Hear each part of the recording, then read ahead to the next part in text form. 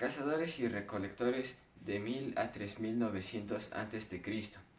América precolombina fue poblada desde el continente asiático a través del estrecho de Bering hace 40 o 50 mil años en los momentos de mayor expansión de la glaciación Wisconsin. Los primeros pobladores eran cazadores y recolectores, sucesores de una muy larga tradición cultural y tecnológica de Eurasia de hace más o menos 450.000 años.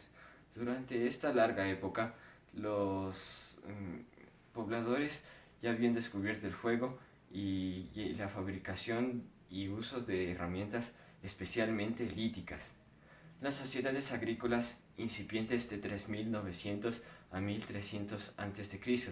En la América andina se evidenció un cambio del nomadismo al sedentarismo y se desarrollaron técnicas agrícolas complejas como terrazas de cultivo y canales de irrigación. La yuca, el maíz y la papa fueron, entre otros, los productos que se comenzaron a cultivar sistemáticamente de modo que permitieron el crecimiento de las comunidades y la consolidación de las sociedades complejas agroalfareras tales como Valdivia. Las sociedades aldeanas superiores de 1300 a 500 a.C. La intensificación de la agricultura permitió obtener por primera vez excedentes y con ello sostener grupos guerreros y sacerdotes y ya tener una notoria diferenciación social. Ya existía intercambio activo entre los pueblos de la costa con los de la sierra y la Amazonía, y con el paso del tiempo desarrollaron técnicas de elaboración de cestos, tejidos, innovaciones cerámicas y de construcción de viviendas. Las sociedades agrícolas supracomunales de 500 a.C. a 1400 después de Cristo. Hubo un proceso de desarrollo regional que fue seguido por uno de los de integración en las tierras de América Ecuatorial. Las unidades políticas fueron consolidando confederaciones y alianzas de corte más estables entre ellas, constituyendo de esta forma cacicazgos de nivel local o supralocal que ya habían sido también denominados señoríos étnicos. Se había logrado mayor productividad y coordinación de las actividades económicas, sociales y religiosas. El Incario de 1470 a 1529 después de Cristo. Los pueblos de lo que ahora es Ecuador enfrentaron la conquista de unos guerreros originarios del sur, los incas, que se habían asentado originariamente en el sur del actual Perú. Las castas dominantes de guerreros y sacerdotes vivían en la extracción de excedentes del trabajo de comunidades, cuyo control político debió mantener a base de fuerte represión. Cuando murió Huayna Cápac, se dio una fuerte disputa bélica por la sucesión de sus hijos Huáscar y Atahualpa. El primero, respaldado por la mayoría de las provincias del sur, se proclamó emperador en Cusco, mientras el segundo se hizo fuerte en el norte. Época colonial, de 1529 a 1534. Cristóbal Colón, un navegante profesional al servicio de España, logró armar una expedición y llegaron a la isla del Caribe el 12 de octubre de 1492. Sus habitantes denominaban estas tierras de diversa manera. Luego de varias confusiones, bautizaron como Tierras de América por Américo Vespucio, el geógrafo y navegante que trazó uno de sus primeros mapas. El primer periodo, la implantación del orden colonial de 1534 a 1593. Los enfrentamientos entre conquistadores divinieron en un conflicto más de fondo entre estos y la corona, que intentó cortar la autonomía con que aquellos que pretendían manejar estas tierras recién conquistadas, por lo que se emitieron leyes nuevas que centralizaban el manejo político y económico de las colonias en manos de la corona y establecían mecanismos de protección a los indígenas. Al comienzo de la colonización, para manejar las tierras y las gentes recién conquistadas, los españoles necesitaron de los caciques locales que siguieran como autoridades de sus pueblos. Así se dio el mandato indirecto, cuya institución básica del periodo fue la encomienda. Algunas de estas ciudades hispánicas fundadas desde entonces fueron Quito, Puerto Viejo, Guayaquil, Loja, entre otras. El segundo periodo, el auge del orden colonial, de 1593 a 1721. La Real Audiencia emergió entonces como un importante abastecedor de tejidos y alimentos para los grandes centros de explotación mineral de Potosí.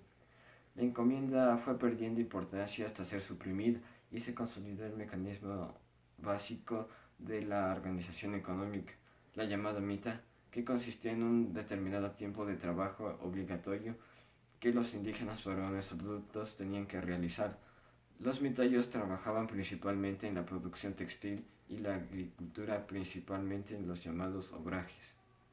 La Iglesia estaba enquistada en el aparato estatal colonial y ejercía un virtual monopolio de la dimensión ideológica de la sociedad. También ya tenía a cargo la evangelización de las masas indígenas y la función educativa de los colonizadores. Además, era la institución con más recursos para promover las actividades culturales. El tercer periodo, redefinición del orden colonial de 1721 a 1830. Los monarcas de la dinastía Borbón, que llegaron al trono luego de una guerra de alcance europeo, intentaron superar las formas de administración tradicional que caracterizaban a la economía española, por lo que introdujeron las llamadas reformas borbónicas, que implicaban una serie de limitaciones al comercio de las colonias. Al verse afectada la producción textil en la Audiencia de Quito, se inició un proceso de consolidación del latifundio como eje de todo el sistema económico, lo que acrecentó el tamaño de las haciendas su cantidad de trabajadores. La Iglesia, tanto como las catedrales como las comunidades religiosas, habían logrado incrementar su riqueza y control ideológico político, que también se expresó en el patronazgo del gran auge del arte colonial quiteño. Independencia y etapa colombiana, de 1808 a 1830. En eso se ven los temas del contexto internacional, actores sociales de la independencia y el proyecto bolivariano y el Distrito Sur.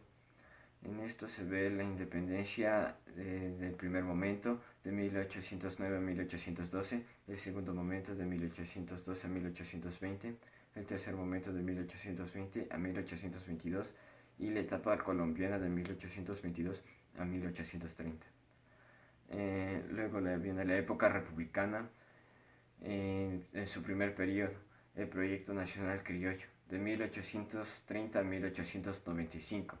En esto se ven temas del naciente Ecuador, marco internacional, territorio, población, estructura socioeconómica, regionalización, terratenientes y campesinos, y el Estado y caudillismo y descentralización, municipios, iglesia, fuerzas armadas, ilustración y cultura.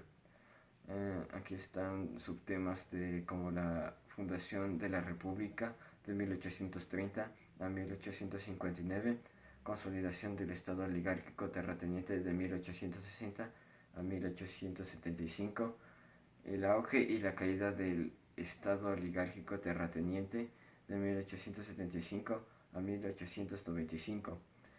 Su segundo periodo, el Proyecto Nacional Mestizo, la consolidación de la modalidad primaria agroexportadora y vinculación del sistema internacional. Nuevos actores sociales, burguesía, trabajadores, grupos medios y el Estado laico, enfrentamientos liberal-conservador, emergencia de la cultura insurgente. Aquí se ven sus temas como procesos de la Revolución Liberal de 1895 a 1912, predominio plutocrático de 1912 a 1925, crisis e irrupción de masas de 1925 a 1947, una etapa de estabilidad de 1948 a 1960. Aquí viene el tercer periodo, Proyecto Nacional de la Diversidad, de 1960 en adelante. La crisis de la modalidad primaria agroexportadora y cambios en la sociedad en escena mundial. Urbanización y modernización de la sociedad. dictadura y democracia, nuevo escenario político, sociedad y cultura de transición, hacia un nuevo proyecto nacional. De la crisis al auge, de 1960 a 1979, del auge a la crisis, de 1979 al 2000, y los años recientes, del 2000 en adelante.